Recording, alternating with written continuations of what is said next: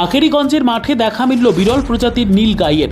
চাষিদের থেকে জানা যাচ্ছে গত 10 দিন থেকে দেখা মিলছে এই নীল গাইয়ের। তবে চাষিদের মনে একটাই প্রশ্ন, কোথা থেকে এলো এই নীল গাই? এই মাঠে এর আগে দেখা মেলেনি এই বিরল প্রজাতির নীল গাইয়ের। এবং আখেরিগঞ্জ মাঠের পাশাপাশি অন্যান্য মাঠেও দেখা মিলছে এই নীল গাইয়ের। এই নীল গাইয়ের কারণে কিছুটা আতঙ্কের মধ্যেই রয়েছেন চাষিরা। এর নাম নীলগাই হলেও এটা কোনো গরুর প্রজাতি নয়, হরিণ প্রজাতির প্রাণী এটা। এদের দেখা যায় ভারতের হরিয়ানা, পাঞ্জাব এই সমস্ত জায়গায়। কোথা থেকে কিভাবে আখেরিগঞ্জ এর মাঠে আসলো তা কেউ বলতে পারছে না। আগে কোনোদিন এই ধরনের প্রাণী দেখেনি চাষিরা। নীলগাই এসেছে এটা তো সত্যি, কিন্তু মাঠে একদিন দেখা গেছে বিকেল 4টার সময়। ডেট মনে হয় আপনার 15-16 থেকে এই ডেটে এসেছিলো। এখন নিচের দিকে আছে কিনা জানা যায়নি।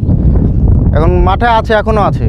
এই মাঠে আছে একটা দেখা গেছে, আর ওই মাঠে বলছে 5টা না 6টা দেখা গেছে। আপনার এই মাঠে কতগুলো দেখা গেছে? একটাই দেখা গেছে। কতদিন আগে? এটা 16 তারিখ, 15 থেকে 16 তারিখ। আপনাদের এই নীলগাইয়ের কারণে কি কোনো ফসলের ক্ষতি হচ্ছে? তেমন কোনো ক্ষতি এখনও দেখা যায়নি। এখন নিচে যদি বলতে পারে কেউ, যোগানদারা যারা মাঠ জোগাচ্ছে তারা বলতে পারে সঠিক। এই মাঠটার নাম? এটা হচ্ছে আপনার আখেরিগঞ্জ মাঠ, আখেরিগঞ্জের মাঠ, কদমতলা আখেরিগঞ্জ। আপনার নাম? সেলিম রেজা।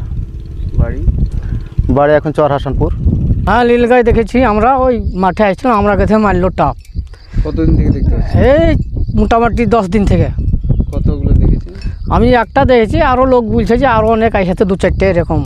এই নীলগাই কি কোনো ফসলের ক্ষতি করছে? ফসল এখনও ধরে নেই, দেখে খবিসেরই খুব অত্যাচার। খবিস মাঠে খুব। এই যে পশু বা মানুষের কি কোনো ক্ষতি করছে? না, মানুষের কোনো ক্ষতি করেন, মানুষকে দেখলেই পালাচ্ছে।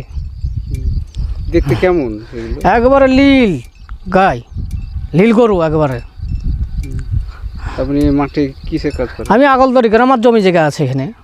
এই মাঠটার নাম কি? এই নাম এটা খামার দেওয়ার মোজা, এটা আখেরিগঞ্জের মোজা। আপনার নাম? আমার নাম মজ্জম শেখ। বাড়ি? বাড়ি আমার এখন চকসরপুর।